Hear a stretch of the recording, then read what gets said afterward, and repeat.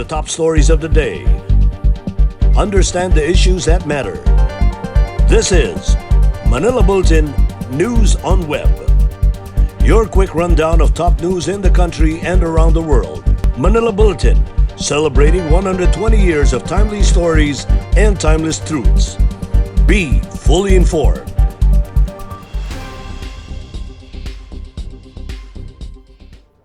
Hi, I'm Barbie Atienza. This is MB Now, and here are your news on web. Malacanang continues to remind the public to continue following minimum health protocols against COVID-19, most especially now that many Filipinos are starting to get back to their jobs. The Philippine Statistics Authority reported that the unemployment rate in the country eased to 10% in July compared to the 17.7% recorded last April. Our Malacanang correspondent Gierran has this story.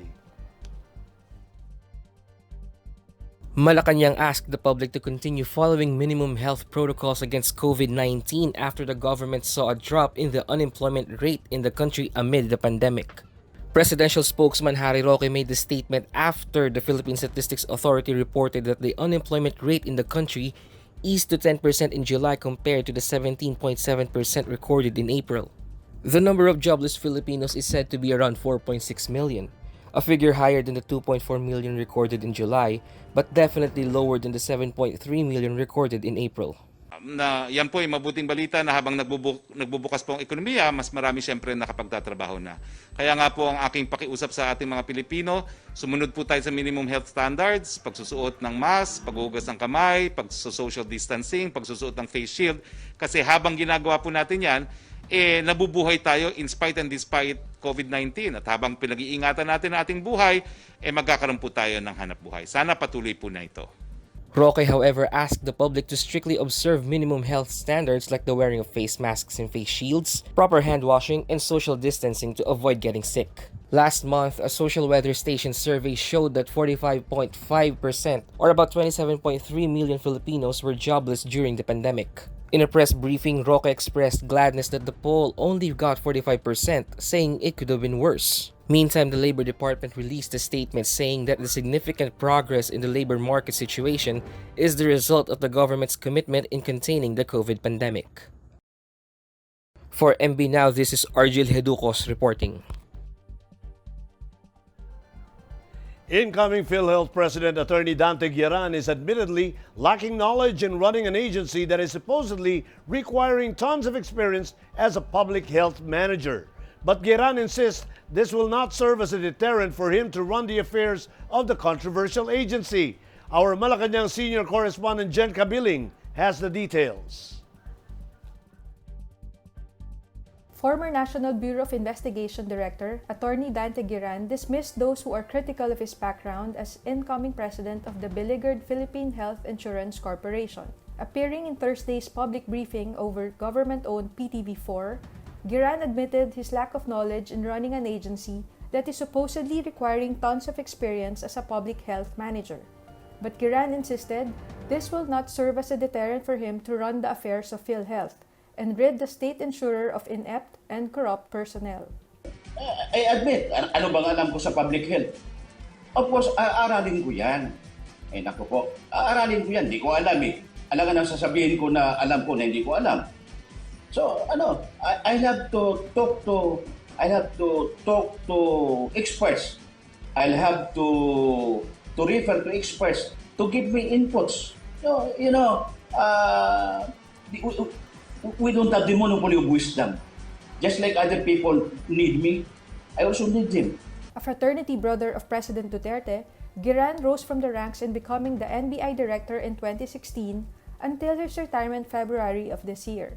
Gierran was introduced by Duterte as the next chief of PhilHealth in Monday night's television address, replacing former military man Ricardo Morales, who resigned due to health reasons. In Thursday's public briefing, Gierran revealed his plan to seek the advice of Morales, who himself, based on the recent Senate investigation, is liable to face criminal charges over the alleged widespread corruption at PhilHealth.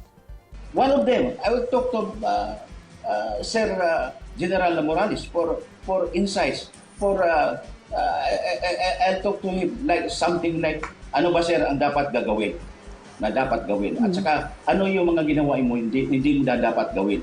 At least, I will have the insight. I will have the clue. I will have the hint on what to do. That's simple as that. A number of senators, most notably Senator Richard Gordon, believes Gierran's experience as a former NBI director, lawyer, and a certified public accountant can institute reforms within PhilHealth, which has been hounded by anomalies and corruption issues. For MB Now, this is Jen Kabiling reporting. A former head of the Parish Pastoral Council for Responsible Voting, or PPCRV, is not in favor of postponing the voter registration proposed by Metro Manila mayors. Henrietta de Villa, the country's former ambassador to the Vatican, said she is not in favor of postponing the registration as this leads to anxiety that elections might also be postponed. Presidential spokesperson Harry Roque had said that the Metro Manila Council asked the Interagency Task Force to defer the registration period to January 2021, and when the National Capital Region shifts to modified general community quarantine in view of the COVID-19 pandemic. De Villa stressed registration is important and the earlier the better.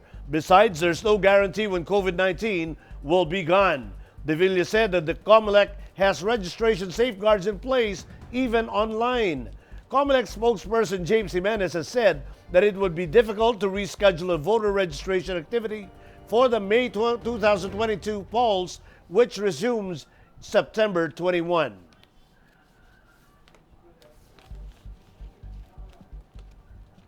In Metro News, show cause order issued versus medical lab for improper disposal of used rapid test kits.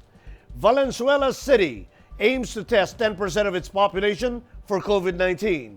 And Digital Marketplace helps vendors and shoppers. More in this report. The Manila City Government issued a show cause order to medical laboratory in Quiapo after it was found to be source of the discarded used rapid test kits along M. de la Fuente Street in Sampaloc. Manila Bureau of Permits Director Levi Facundo led the serving of the show cause order against CP Diagnostic Center at around 6 p.m. Wednesday to allow their officials to explain why charges should be not filed against them. Official of the said laboratory who admitted that the hazardous waste came from their establishment said they will comply with the show cause order and exert effort to correct their mistakes. Additionally, the city government officials found that the laboratory does not have a sanitary permit. Their contract with workers designated to properly collect their medical waste has also reportedly expired.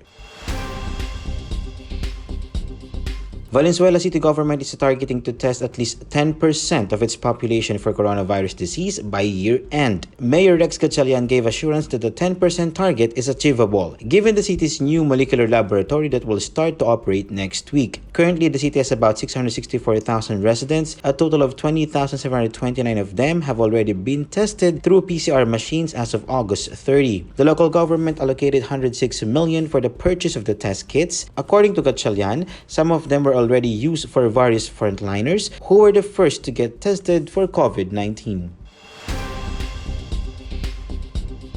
Due to the pandemic, a citizen-based group has established a digital marketplace to help market vendors and shoppers. Danica Garcia of Palenque Cares, a social responsibility arm of Palenque, said that the digital marketplace started as an advocacy project that aims to empower local palenques by providing a platform where they could trade their products and services online. For Garcia, launching the digital palenque is like hitting two birds with one stone, since it offers safer and convenient way to buy goods while supporting the Stay Home campaign of the national government. To order, customers may go to www.palenconnect.com for more details.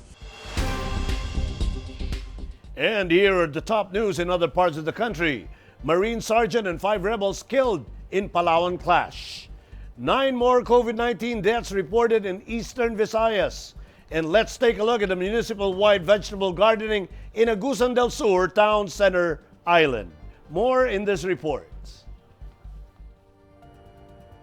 Government troops and suspected communist rebels clashed in Palawan on Thursday morning, resulting in the death of one Marine commando and 5 rebels. The firefight erupted at around 5 a.m. when the elements of Marine Battalion Landing Team 4 chanced upon 8 communist rebels while conducting security operations in Sitio Cabuyuan, Barangay Mainit in Brooks Point, Palawan. The fallen soldier was identified as Marine Commando and Team Leader Staff Sergeant Cesar Vargas.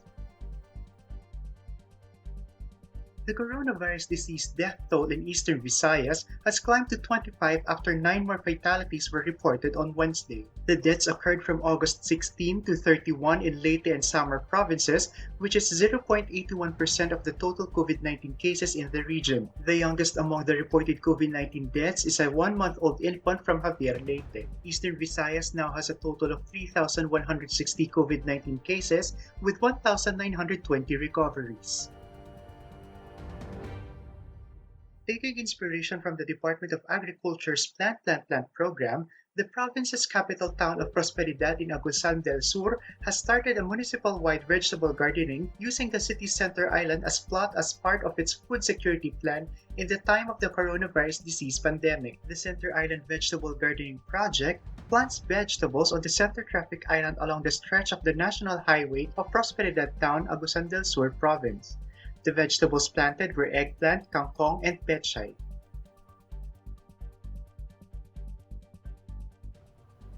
In world news, U.S. states told to be ready to distribute COVID-19 vaccine by November 1. 2 Koreas on high alert as typhoon approaches the peninsula. And scientists detect mysterious intermediate mass black hole. Let's watch this.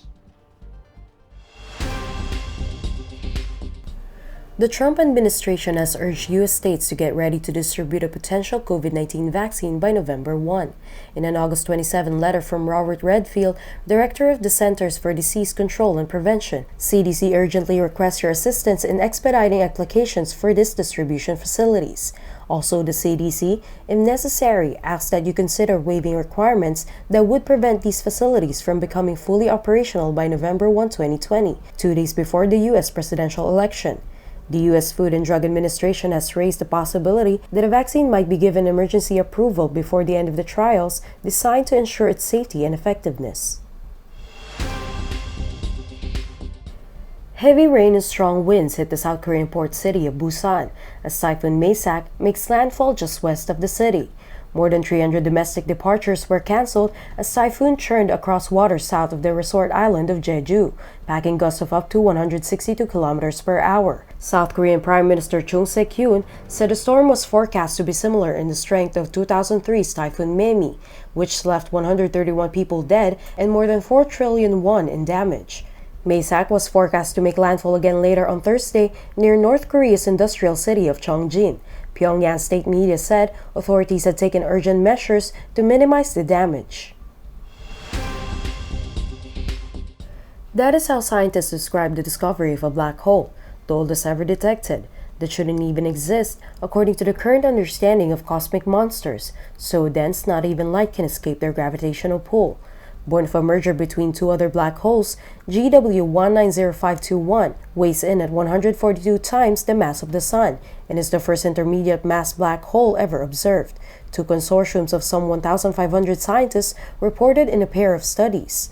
What scientists actually observed was the gravitational waves produced more than 7 billion years ago, when GW190521 was formed by the collision of 2 smaller black holes of 85 and 65 solar masses. When they smashed together, 8 solar masses worth of energy was released, creating one of the most powerful events in the universe since the Big Bang.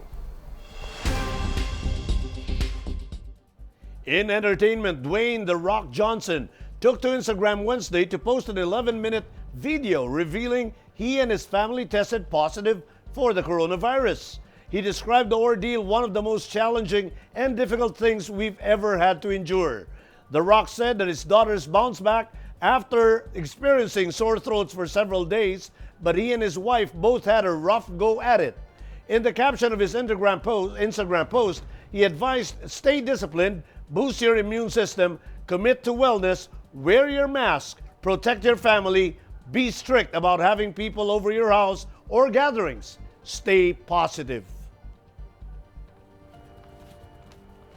And in sports, rain or shine superstar James Yap is expected to arrive Friday after 3 months with his family in Italy, saying he is looking forward to joining the Lesser Painters in practice. His fiancée, Michela Cazzola, and her 2 children, son Michael James and daughter Francesca Michelle, stayed behind. A member of the 40 greatest players in the PBA, Yap said he would be following government protocols as soon as he arrives here, including staying in a hotel for a 14-day quarantine and submitting himself for swab testing upon his arrival at the airport. Once cleared, Yap said he would report to his scheduled practice session every Monday, Wednesday, Friday at 8 a.m. with Jewel Fonferrada, Norbert Torres, and Sidney Onwubere at the Reyes Gym in Mandaluyong City. When the PBA teams were allowed to resume with their training as approved by the government, Yap said he has been in contact with Deputy Team Manager Jaire Ibanez and details of the practice. Yap said he has also been in constant communication with rain or shine mentor Kaloy Garcia. For our feature story, if the Department of Environment and Natural Resources will gain success in its latest project, Metro Manila will soon have a white sand beach a la Boracay. Today, the DNR started to fill a stretch of Manila Bay with white sand which came from the beaches of Cebu. This is months after tons of garbage were collected from the Manila Bay, made famous for its scenic sunset but also gained notoriety for its rubbish. DNR Undersecretary Benny Antiporda said they are expecting that the white sand of Manila Bay Beach will be ready by September 19, the date of International Coastal Cleanup Day. And those are the news on Web today, September 3, 2020. It's 130 days before Christmas. For more news and details, get your copy of Manila Bulletin newspaper tomorrow or log on to www.mb.com.ph. And you may also subscribe to our newsletter through the link on its video's caption to have the day's latest news delivered to your inbox. I am Barbie Atienza for Manila Bulletin, celebrating 120 years of timely stories and timeless truths. Join us again tomorrow. This has been MB Now. Be fully informed.